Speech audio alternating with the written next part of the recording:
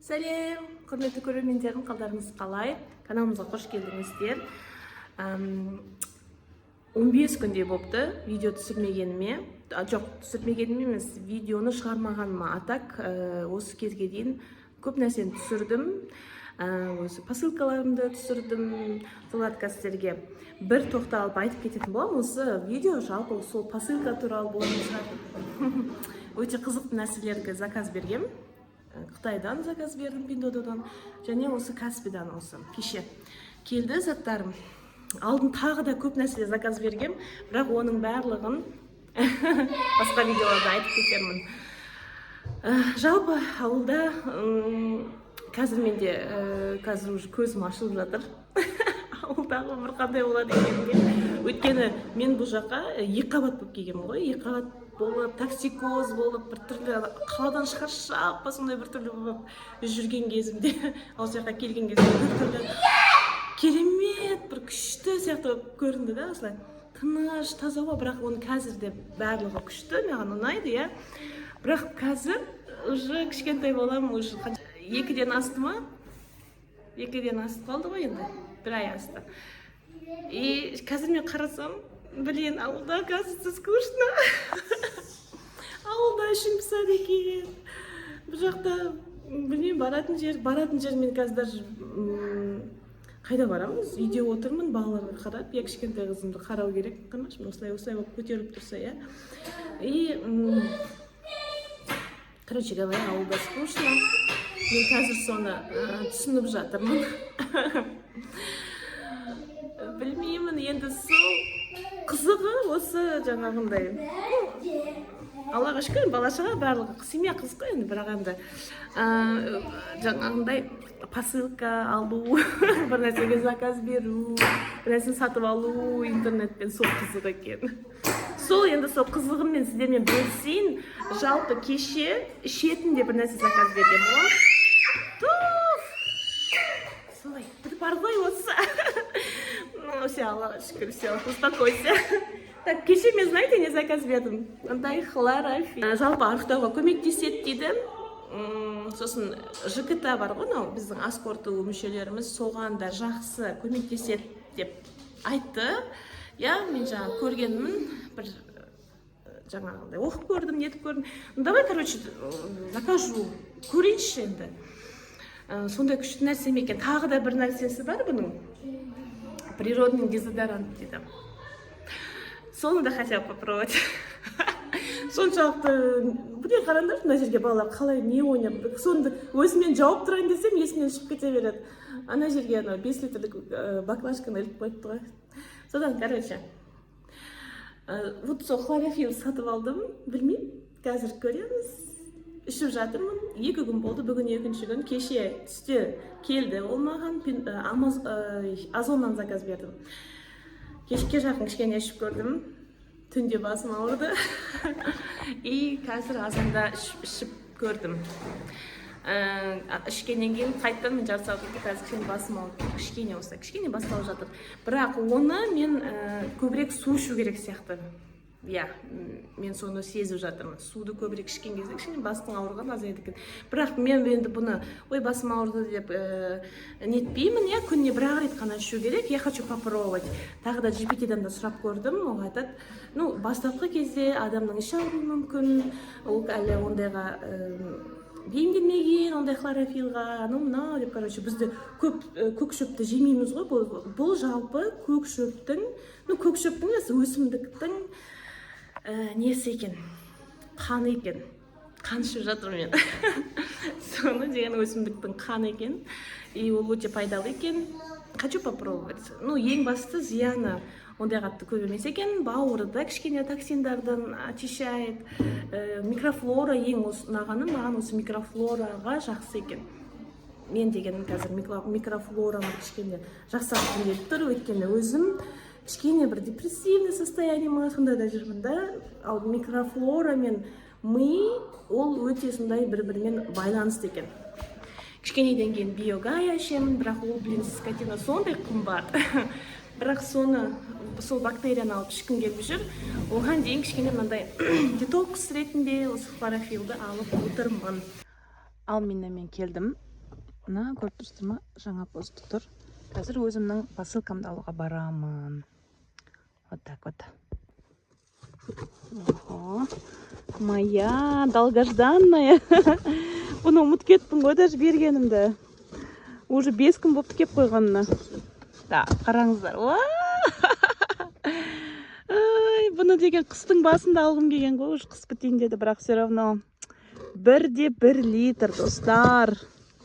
Давайте ашып көрейік. Бұның салмағы 1500 теңгеге тең болды. Ал өзі, қазір точнысын жазып қояйын. Кажется, 3500 теңгеге алдым өзім. Каспида маған қымбат болып көрінді да, бұның ішіндегі тағы да. Ай, алынсайшы. Қазір тоқтай тұрыңыздар. Түсіндім, достар. Просто мынаусын бұлай хоп деп ашу керек. Қараңыздар. Мына крышадағы қарлар түсіп жатыр алдыма. Міне, осылай ашылады екен. Ішін көрсетейін. Іші шынымен де качествосы мықты. Стенкалары өте сондай толсты екен. Значит, тағы да бір нәрсесі жатыр. Қараңыздар, мынау тоже шетін. Это силикон. Бұл силиконды мынаның бетіне осылай салып қояды ғой. Өйткені адам ішкен кезде мынадан ысымайды да. Тілі сондай несі. Классная штука. Ішінде деген жазылып тұр екен. 316-шы сас дейді. Темірдің несі ғой, нержавейканың аты, номері. Ну вот такая вот красота. Ішіне 1 литр сияды екен. Ой, достар, білесіздер ме, мен бұны баяғыдан алғым кеп жүрді да. Бірақ маған ұнайтындары өте қымбат болды. Каспида мен айтайын сіздерге ең арзаны, сол маған ұнайтының 6000-7000 теңгеден басталды да, оны тағы 12 күн күту керек болды. Ал мынау прям мықты екен. Прям бар ғой, мықтының мықтысын алдым, ASD аты. Егер де сіздерге қызық болса, описаниясына қалдырып кетейін, қазір тапсам оның несін. Өте қатты ұнап тұр маған, достарым.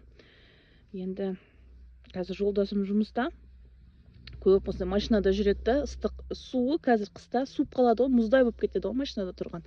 Соған деген ыстық шай ішін деп осындай заказ бергім келген. Туған күніне не успела, но сейчас уже успела. Не то что ыстықта, бұл дағы да мұздайды да жақсы сақтайды, білесіздер ма?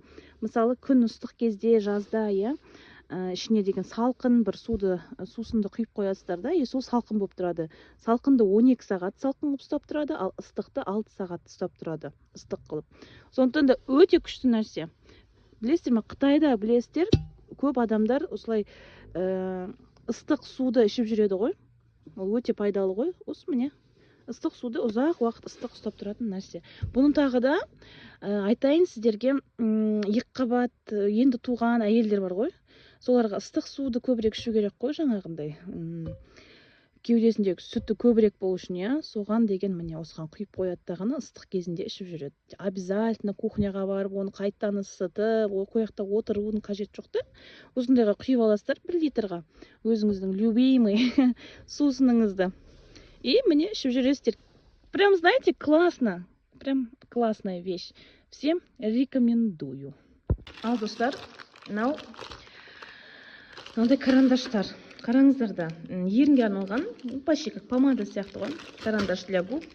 Флормардікі 12 штук ішінде.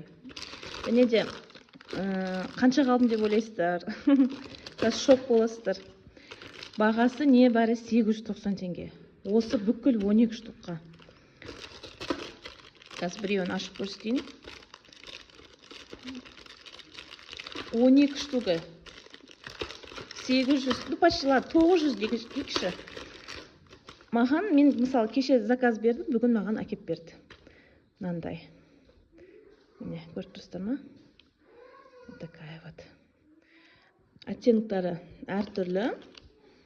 Даже мынандай жерінде точилкасы бар екен. Қалай бұны алмауға болады, мен түсінбеймін бұндай бағаға.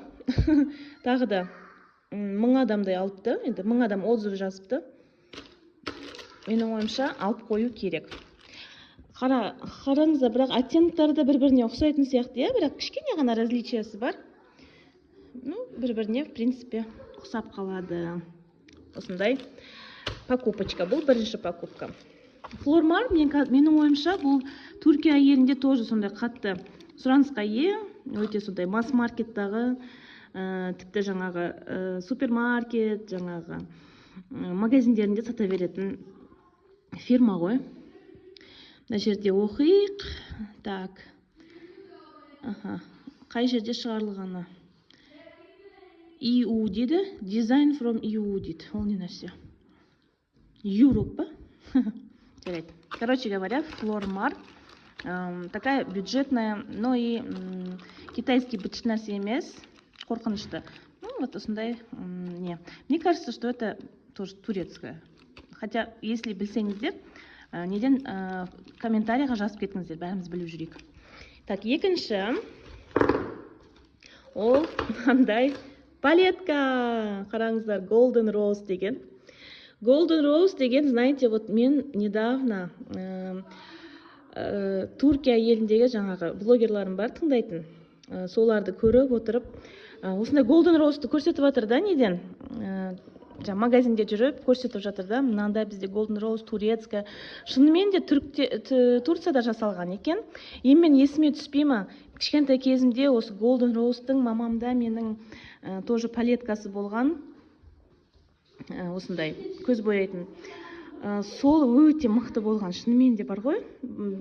Жаққан кезде прям әдемі жата қалады да, әдемі күшті болды. Содан мен бұны заказ бердім. Есіме түсті, кешегі влогерді көріп есіме түсті. Осы Golden Rose деген ат. Сразу Каспиға кірдім дағына.